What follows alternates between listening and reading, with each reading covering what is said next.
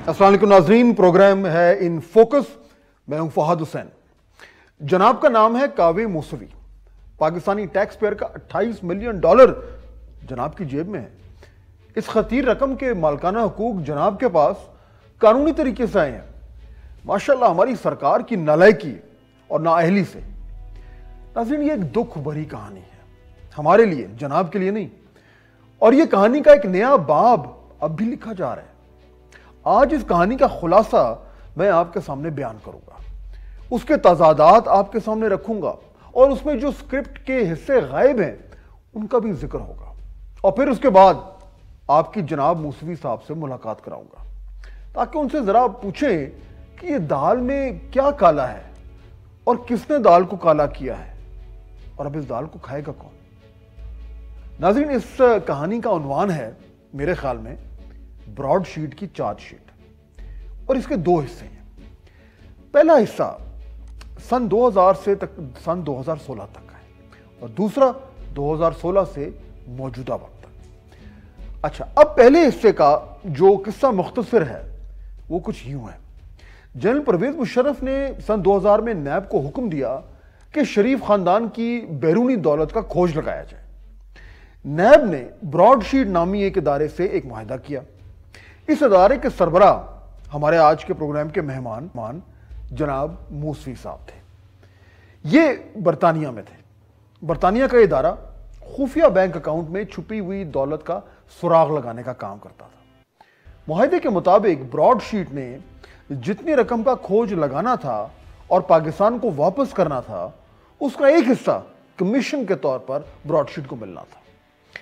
अच्छा, फिर हुआ कुछ यूं कि चंद सालों के बाद नैब ने ब्रॉडशीट के साथ अपना मुआहिदा जो है वो मनसूख कर दिया।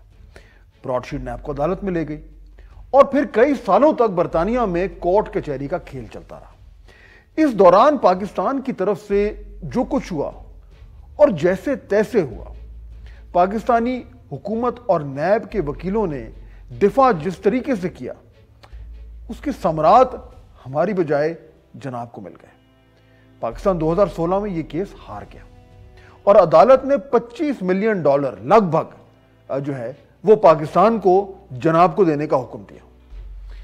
पाकिस्तान ने अपनी अपील की, वहां भी हार गए और मिलजुल कर जनाब को $28 मिलियन का फायदा हुआ, जिसमें मजीद पेनल्टीज वगैरह अगर हम ऐड कर लें, जो कि आजकल के एक्सचेंज रेट के मुताबिक तकरीबन 4 अरब रुपए बनता है। बरतानवी जज ने जो फैसला लिखा उसमें तमाम तर उस वक्त तक के शवाहिद और दस्तावेजात जो हैं वो मौजूद थे, जिनकी बुनियाद पे 2016 में उसने पाकिस्तान के खिलाफ फैसला किया कि 4 अरब रुपए का नुकसान, इसका जिम्मेदार कौन है, इसका तयन अब तक नहीं हुआ। सोचिए नाज़रीन, अब तक यानी कितने साल गुजर गए, ये नहीं मालूम हो सका कि वो कौन नाअहल था, वो कौन नालायक था, जिसकी वजह से पाकिस्तान को यानी पाकिस्तानियों को यानी कि मुझे और आपको जो है हमारे टैक्स का जो पैसा है उसका 4 अरब रुपए जो हैं वो जनाब की जेब में गए। ये तो है हमारी इस कहानी का, जिसका उन्वान मैंने पहले आपको कहा था, ब्रॉड शीट की चार्जशीट। इस कहानी का पहले हिस्से का इख्तिताम। अच्छा, अब इस कहानी का दूसरा हिस्सा शुरू होता है जो कि 2016 के बाद है। इस दूसरे हिस्से में चंद एक अहम नुकात हैं जिनसे इस कहानी को समझना जो है वो हम सबके लिए आसान हो जाएगा। पाकिस्तान तहरीक इंसाफ की हुकूमत जो है वो 2018 में इक़्तिदार में आ चुकी थी।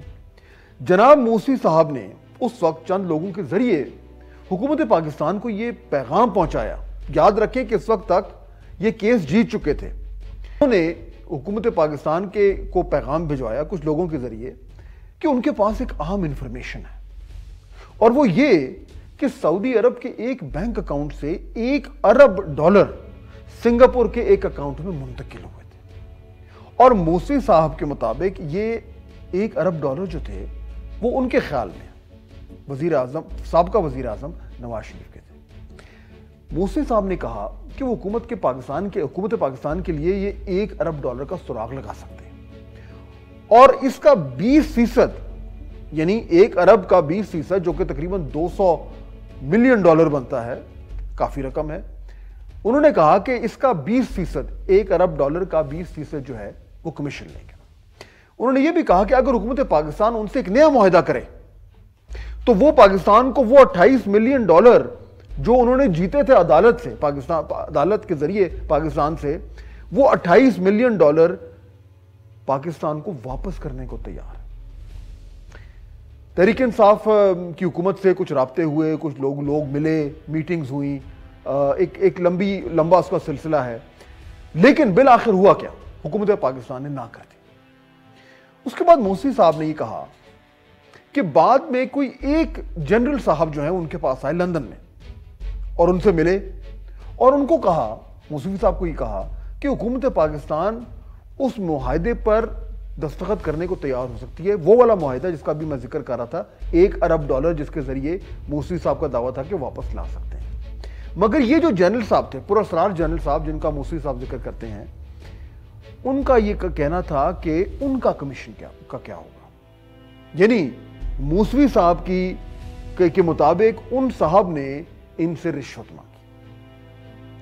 اچھا, اب موسوی صاحب کہتے ہیں کہ انہوں نے نہ کر دی اور اس کے ساتھ ساتھ اس معاملے کو رپورٹ بھی کر دی. اب ناظرین سوال یہ ہے یہاں پہ جو آج جہاں ہم کھڑے ہیں کہ یہ جو $1 ارب تھے جس کا ذکر ہو رہا تھا, ان کا کیا ہوا؟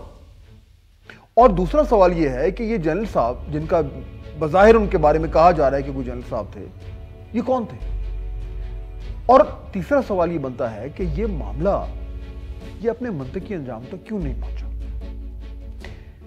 ان تمام سوالوں کا جواب ابھی تک سامنے نہیں آیا, لیکن آنا ضروری ہے کیونکہ معاملہ ختم نہیں ہوا, کیونکہ ابھی بھی یہ تمام تر جو سوالات ہیں اور جو الزامات ہیں وہ مختلف پلیٹ فارمز کے ذریعے جو ہیں وہ منظر عام پہ لائے جا رہے ہیں. موسوی صاحب اپنی بات کرتے ہیں, حکومت پاکستان اپنی بات کرتی ہے, دیگر لوگ اپنی بات کر رہے ہیں, اور اس تمام تر الزامات کی جو ایک بارش ہو رہی ہے, اس میں سے اس بات کا تعین کرنا بڑا مشکل ہوتا جا رہا ہے کہ اصل کہانی ہے کیا اور کون کیا چھپا رہا ہے. اس لیے اس دھندے کے حوالے سے ان تمام جوابات کا حاصل کرنا ضروری ہے, اور یہی کچھ سوال میں کروں گا جناب کاوے موسوی صاحب کے ساتھ اس بریک کے بعد.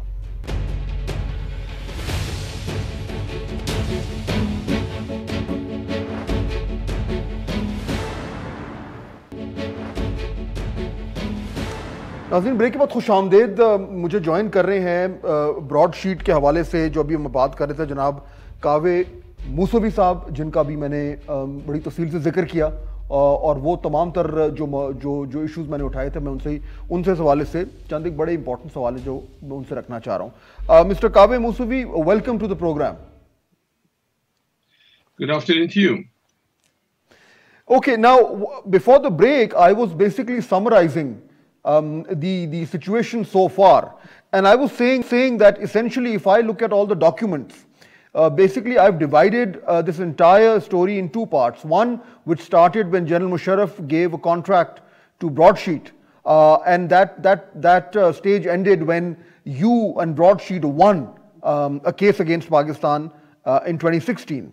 In the second phase, new developments have happened, which continue, which happened in 2017, 18, 19, and 20. Now, I have a couple of very simple questions which I think a lot of people in Pakistan would want to know. Number one, if I first speak about the first stage, the episode in which Broadsheet won the case, and there is a judgment which you have been saying in your interviews very clearly that the government of Pakistan should bring that judgment to the public. Now, my question is, because it's an arbitration judgment, it can only be made public with the permission of either Broadsheet or the government of Pakistan. Correct me if that is wrong, if that is right. And if that is the case, are you willing to make it public from your end? I have told Prime Minister Imran Khan explicitly that I am ready, willing and able, and he has my written permission on his desk to publish the judgments. While you're absolutely right about your assessment wasn't legally correct, it's not with the permission of one side or the other. It needs the joint permission of both parties, and on open television, I declare right now to the people of Pakistan, through your live camera, that you have my permission to publish the judgment today. Okay, but Mr. Musavi, one thing, it's fine to say it like this on air, but legally speaking, it would need to be written down legally through your lawyers, saying very clearly and explicitly that you are ready and willing to make it public. And you're saying that you have sent that written acknowledgement and acceptance to the government of Pakistan? No, the government of Pakistan have never asked me for that, and I can see the reason why they haven't. It's a very damning judgment on the performance of the National Accountability Bureau, which I have identified and characterized as a fraud on the people of Pakistan, masquerading as an accountability bureau. It may be that things have changed now, but certainly over the experience that we had over the years, that's all it was. I can understand and see why it would be a thermonuclear explosion over the head of the government of Pakistan. Right. If it was published. But Mr. Musavi, why are you waiting? Why are you waiting for the government of Pakistan to ask you to give that written acceptance? Why don't you initiate that? Why can't you write a letter saying, I am willing to make this judgment public, and please, you also give me the your permission so we can go ahead with it? Why are you waiting for the government to ask you? I've done better than that. I've tweeted about it this morning.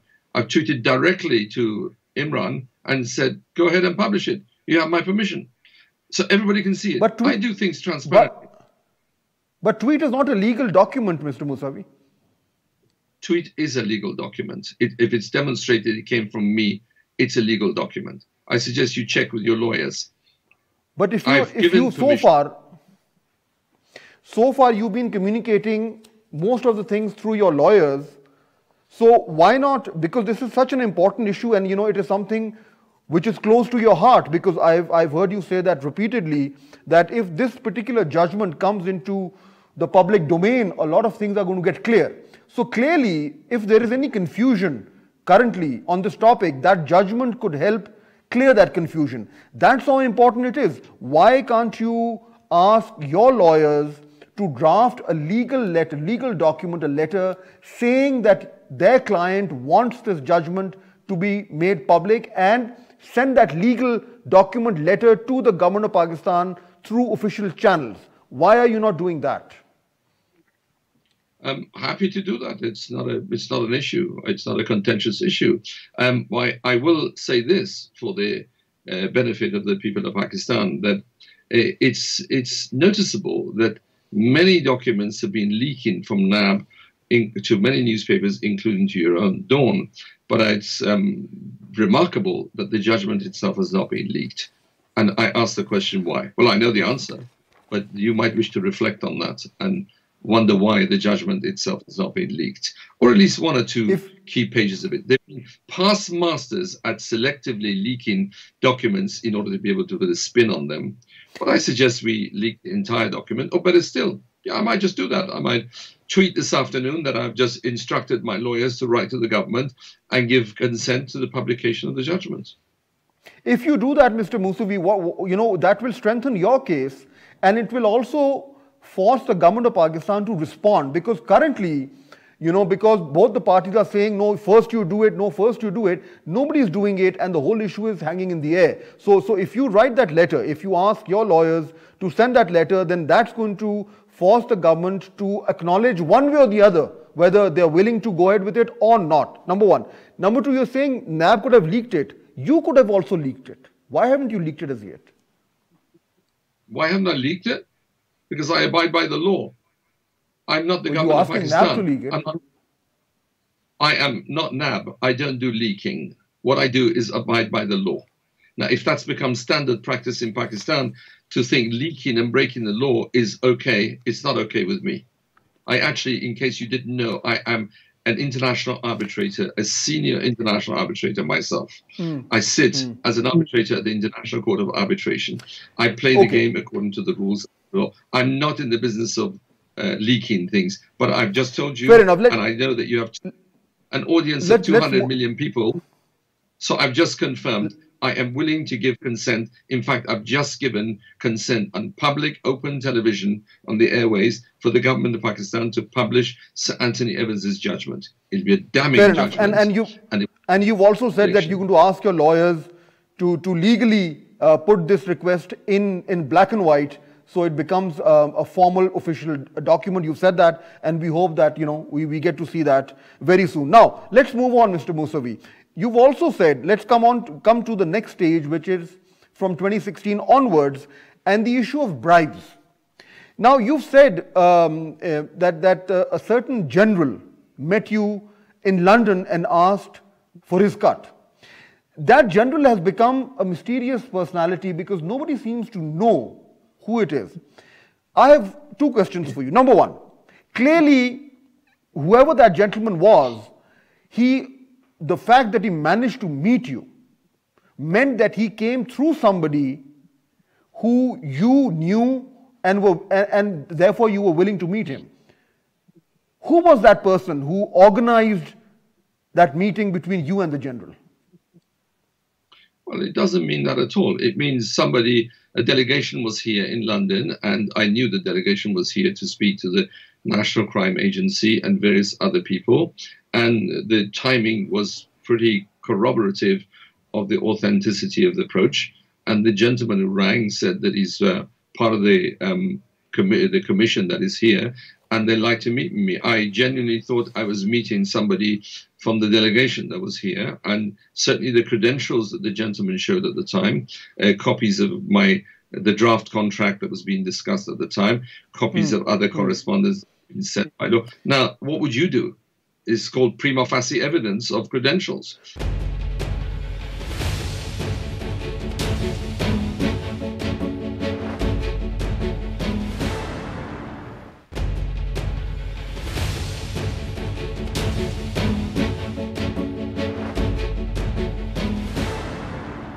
My question is, we are trying to figure out who that person was. And you've said that he gave you a name, but you have no way of knowing whether that was his genuine name or not. The government of Pakistan, through a letter, which I have, through their their lawyers have sent a letter to your lawyers which say that no one was authorized by the Prime Minister, the Attorney General, or NAB to have a settlement meeting with Mr. Musavi. So this is a letter. Now, my question is, if we are trying to figure out who this gentleman was, you don't know him, but you certainly know the person who actually arranged that meeting. So if you really wanted to find out who this mysterious gentleman was, I don't think it will be that difficult. I'm sorry, I don't know how you come to that conclusion. I don't need to know the name of a secretary or a clerk in the ministry to call me saying that, Mr. Musavi, regarding broadsheet, I'm speaking on behalf of the ministry or the delegation from the High Commission or whatever. But, are you willing to meet the commission? I said, yes, of course. I don't have to ask the credentials of the person who calls me. Somebody calls me and says, the commission is here and they wish to meet you. I said, I should be pleased to do so. The real question. So you're saying that somebody from the Pakistani High Commission called you to arrange a meeting between you and this general? No, that's not what I'm saying. I'm saying if I'm approached by a representative of the commission who claims to be a representative of the commission and they tell me the commission is here, I have no reason not to accept that that's what they're saying. The only test is whether that person that I see has credentials. That's all. I don't have to know who. Every time somebody rings me from an organization, institution, I don't have to ask who they are, as long as the business at hand is bona fide and the credentials of the representation is bona fide. That's all. The real question you should be asking is, why did the government of Pakistan did nothing about it until today? This is several years now from which that is a question. Sure, that is a question. That is a valid question that we would want to ask the government of Pakistan, because the government of Pakistan has to explain why the identity of this person is not open as yet. But at your end also, that's what I'm trying to figure out, Mr. Musavi, that because it is such a big deal in terms of, your entire case is built on the fact that people from the government were asking bribes. And here you are, meeting one such person who says he's a very high official from the government, but there is no way for you to be able to identify who that person is. You said you complained to officials in the UK, but what I'm trying to understand is that, can you confirm to us that the meeting was organized by some official representative of the government of Pakistan through the embassy or through anywhere else? I mean, I'm just trying to figure out how you could meet somebody unless you were very confident that this person was somebody genuine and worth your time to meet. The only way to find out if a person's genuine is to meet them. In my own country, in Britain, I feel pretty safe because we have the guarantees of the rule of law here. I can meet anybody, with the exception of emissaries from the Islamic Republic of Iran who are out to murder me. But Pakistani government, I had no reason to doubt that they wanted to reach out and talk. And if I was in their shoes, I would want to do the same. Now, given that this was at the time of the Imran government, I had even more confidence that it would be a genuine approach rather than corrupt crooks who've been trying to suborn us from the Zardari crowd and the Sharif crowd in the past. So to see them was a perfectly legitimate proposition, and I saw, and indeed, the instant that I realized that this is an attempt to suborn us and to shake us down, I broke off the discussion. I called the waiter. I said, the gentleman will pay for his own coffee, and I'll pay for my own, and I left. And when I was admonished for that, General, or whoever you may be, this very conversation is a criminal conspiracy, and I'm not prepared to be part of it. So. Okay, now quickly, the $1 billion, the main issue at the center of all of this, that $1 billion that you said that you could recover if the government of Pakistan could actually sign a new contract with you and pay you a certain commission out of that. The government of Pakistan says, no, we don't want to deal with you, Mr. Musavi and Broadsheet. So what happened to that $1 billion? Where is that money now? You're asking this question 4 years too late. If you had money in an account and it was illegitimate money and it got into the press, or you got wind that people have heard about it, do you think you'd leave that money in that account? I don't think so. So where is that money? It's a good question to be put to the people who were in charge of these issues in Pakistan, not to me. What I can tell you is the minute I found that intelligence that came to me, I alerted our lawyers, and then they did nothing about it. But it gets worse. Mark my words, it gets worse. When I met Shahzad Akbar in October 2019, I told him about it again. I asked him, why haven't you done anything about this? He wasn't interested. I said, why haven't you done anything about this gentleman who is trying to suborn me? He wasn't interested. The only thing he was interested is what a carpet merchant would be interested in doing, negotiating a reduction in the price of the carpet. So he was trying to save $2 million, but he was willing to let $1 billion go. What kind of a fool does that? But Mr. Musavi, they could have not been interested because perhaps they would have realized that they had just lost a case to Broadsheet, and they felt very uncomfortable dealing with a company which had cost them this amount of money. So technically speaking, if they were not, they may be interested in the $1 billion. They were just not interested in getting them through you. Well, that question answers everything that one needs to know about the behavior of these people.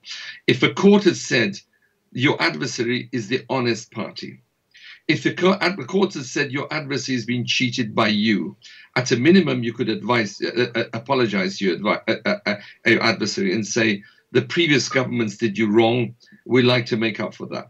But no. So your question, I would turn that around and say, what kind of a person, what kind of an approach, what kind of a mindset comes and says to the person that you've damaged and you've harmed, because what they were doing was trying to pursue the issues that you had been contracted them to do. And the court in London has said that you have very truly in every way transgressed upon their rights. Wouldn't you, at a minimum, if you had So would it be correct to say that at that particular point when you spoke to the government of Pakistan, you said that you knew where the money was and you were in a position to have it recovered. But now, after X number of years have passed, you don't have any idea where that money is. So that money is gone, and if the government of Pakistan were to come to you now today, you wouldn't be able to trace it. So nobody knows, including you, where that $1 billion are today. Is that correct? Look, I don't know whether to laugh or to cry at this. We are talking about a country in which the Prime Minister says over $200 billion has been stolen from. 1 billion here and there makes no difference. I can categorically assure that we have the most advanced legal techniques available to us to be able to find enough of the $200 billion that in the process people can forget about. But Mr. Musavi, my question is, do you know today where that $1 billion are? No, because I was not given the possibility of pursuing it by the government of Pakistan. But if I had been, I am very confident, just as we traced billions of dollars during the time of broadsheet, that we'll be able to trace, freeze, and then repatriate stolen money to the people of Pakistan. No doubt about that. Mr. Kaveh Musavi, thank you very much. Thank you very much for joining us today. नाज़रीन, आप ये सुन रहे थे गुफ्तगू, मामलात काफ़ी पेचीदा, आपने देखा कि उनका अपना मौक़िफ़ है, लेकिन उसमें जो मेरा सवाल था वो अभी भी आपने खुद सुन लिया कि वो कंफर्म नहीं हो पा रहा. यानी उनके पास भी कोई सबूत नहीं है कि वो जो जनरल साहब थे जिन्होंने कहा मैं जनरल साहब हूँ, वो कौन थे और वो कहाँ से आए थे और वो क्या थे, और उनकी शनाख्त जो है वो अभी तक ना इनको पता है और ना ही हुकूमत पाकिस्तान ने फॉलो किया है कि वो कौन साहब थे, अगर कोई साहब थे जिनकी इस तरह से मीटिंग्स हुई. तो मामलात वही जो मैं शुरू में कह रहा था कि उनका कहना ये है और उनका कहना ये है, और उसके नतीजे में एक कन्फ्यूजन फैली हुई है. एक बात जो अभी मूसवी साहब ने हमारे सामने बिल्कुल कही, उससे अगर वो ये वाकई में करते हैं तो ऐन मुमकिन है कि मामलात कुछ आगे चले. उन्होंने कहा है कि मैं लिख के देने को तैयार हूँ. जब मैंने थोड़ा सा उनसे उनको इसरार किया कि आप खुद लिखें बाकायदा तौर पर, सिर्फ इस तरह टीवी चैनल पे आके कहना काफ़ी नहीं होता, आप लिख के दें कि वो जजमेंट जो 2016 की थी वो पब्लिक करने को तैयार है. अब अगर ये अपने लॉयर्स के जरिए वाकई में लिख देते हैं हुकूमत पाकिस्तान को, तो फिर देखना होगा कि गवर्नमेंट का क्या रिस्पॉन्स होता है. उससे ऐन मुमकिन है कि मामला थोड़े आगे चलें और ये जजमेंट जो है अगर बाहर आती है तो कुछ हद तक जो ये कन्फ्यूजन है ये इसको दूर करने में मदद मिलेगी. नाज़रीन, ये कहानी चल रही है, मुमकिन है आने वाले दिनों में और भी कुछ इसमें डेवलपमेंट्स हो, लेकिन हम यहाँ पे लेंगे ब्रेक. वापस आऊँगा तो एक और बहुत अहम इशू, वैक्सीन कोविड की. कहा यह जा रहा है कि हमने देर कर दी और तमाम तर ममालिक के पास वैक्सीन पहुंच रही है, लेकिन पाकिस्तान इस दौड़ में पीछे रह गया है और हमने वक्त पे ऑर्डर नहीं की वैक्सीन. ये क्या मामला है? बात करते हैं एक ऐसे शख्स से जो सारे मामले को सुपरवाइज कर रहा है. ब्रेक के बाद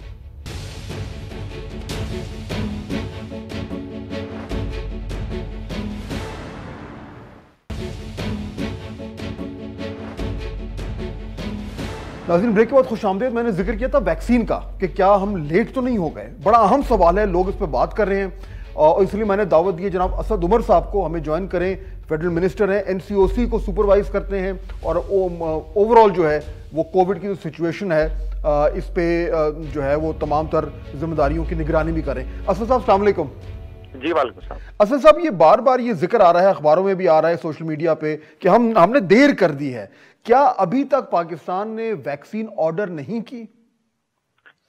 सर, वैक्सीन की आपको हमने बताया था कि काबीना अप्रूवल हुई, फिर कैबिनेट कमेटी बन गई. उसकी कैबिनेट कमेटी के बाद हमने मीटिंग के बाद, अप्रूवल्स के बाद अनाउंसमेंट की थी कि इस साल की पहली छमाही के अंदर वैक्सीन आ भी जाएगी और हमारी जो तरजीही टारगेट है जो कि हेल्थ केयर वर्कर्स हैं उनको लगनी भी शुरू हो जाएगी पहली छमाही के अंदर. और अभी भी वही सूरत हाल है. इंशाअल्लाह ताला उसमें कोई भी चेंज नहीं हुई है. हमारी बड़ी तफसीली बातचीत हो चुकी है जो कंपनीज इन्वॉल्व हैं उनके साथ.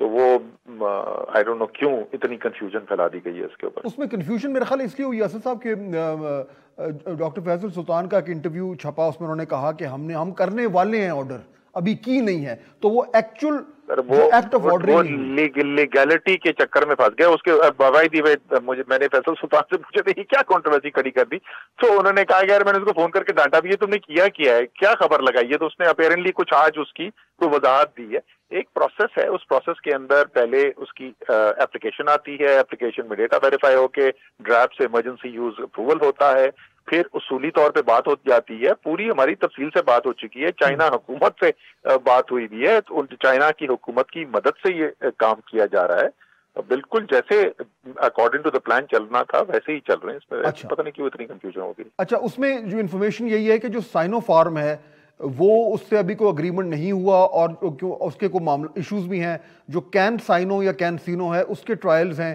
تو یہ اس میں سے سب سے زیادہ ابھی تک یعنی کہ ایڈوانس سٹیج پر کون سا ہے ہمارا اگریمنٹ؟ سائنو فارم ہے، پتہ نہیں آپ کو کس نے بولا کہ اس کے کوئی ایشوز ہیں، کوئی ایشو نہیں ہے سائنو فارم کے ساتھ، جو نارمل ایک پروسیس ہے وہ پروسیس چل رہا ہے اور اس کے مطابق بات چیت ہو رہی ہے، کوئی ایشو نہیں ہے۔ سب سے پہلے جو موسٹ پرابلی جو پہنچے گی یہاں پر وہ سائنو فارم ہوگی، کینسائنو کے جو ہیں وہ تو ابھی ٹرائلز چل رہے ہیں، وہ مڈل آف فیبرری میں جا کے ٹرائلز ختم ہوں گے، اس کے بعد اس کی جو ارلی ڈیٹا ہے وہ ہمارے پاس فروری کے سیکنڈ ہاف کے اندر وہ آ جائے گا، اور اگر وہ ٹرائل جو ہیں وہ سکسیسفل ہوئے ہیں تو اس کی بنیاد کے اوپر اس کو بھی ایمرجنسی یوز اپروول دے دی جائے گی، اور اس کے بعد آپ سمجھ لیں کہ مارچ کے مہینے میں پاسبل ہے کہ وہ بھی آنی شروع ہو جائے گی، لیکن سائنو فارم کا جو ہے وہ تو فرسٹ کوارٹر کے اندر ہے آلریڈی اویلیبل۔ اس کے ساتھ ہی ہم نے ایک اور معاہدہ جو پچھلے سال کیا تھا، آج سے تقریباً 7-8 ماہ پہلے، وہ ایک گلوبل الائنس آف ویکسینیشن ہے، گاوی، انہوں نے ایک انیشیٹو لانچ کیا تھا کوویکس کا، یعنی کووڈ ویکسینیشن کے لیے،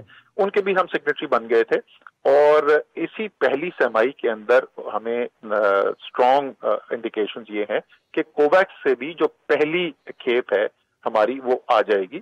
تو دو ڈفرنٹ سورسز تو مورلیس اب سرٹن ہو چکی ہے، ایک تو سرٹن ہی ہے، دوسری مورلیس سرٹن ہے، اور پوٹینشیل یہ ہے کہ کنسائنو جو ہے وہ تیسری سورس بھی آ جائے۔ اس کے علاوہ ہماری جو رشین ہے اسپٹنک، اس کی بھی ایکسپلوریشن جاری ہے، سو ملٹیپل سورسز کو ہم کر رہے ہیں ٹیپ، اور جیسے میں نے کہا کہ ایک تو فرمڈ ہے اور وہ آ جائے گی آپ کے پاس انشاءاللہ۔